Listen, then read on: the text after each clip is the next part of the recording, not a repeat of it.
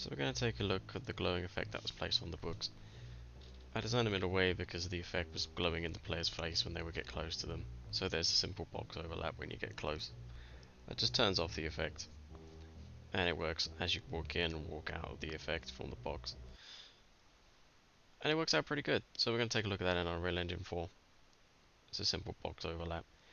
I use the tags a lot in player kind of mechanics and interactions. So I set the player tag as player 1.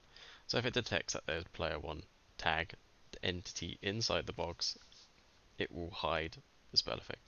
Likewise, if you walk outside of the box, it will reactivate the effect as well. And as you can see, this kind of effect can be moved and placed around on different books, different places, and blueprints can be made from it as well, which is what was eventually used in the game.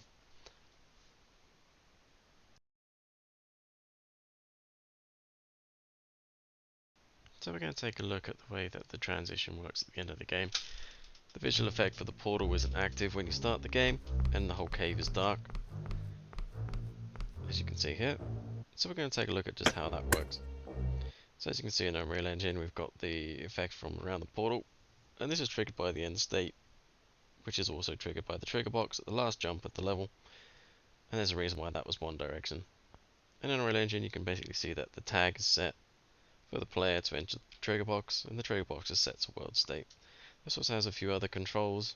It also uses the trigger box combined with an AND state and the player state to trigger the credit scene at the end of the game.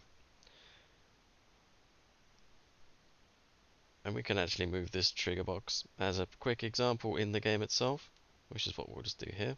We'll put that right at the end of the cave, just before the player comes in, and we'll give this a quick short demonstration.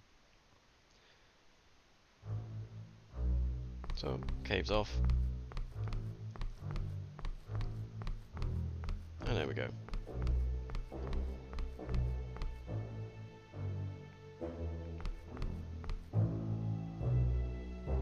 And stepping into this will again trigger the cutscene. There you go.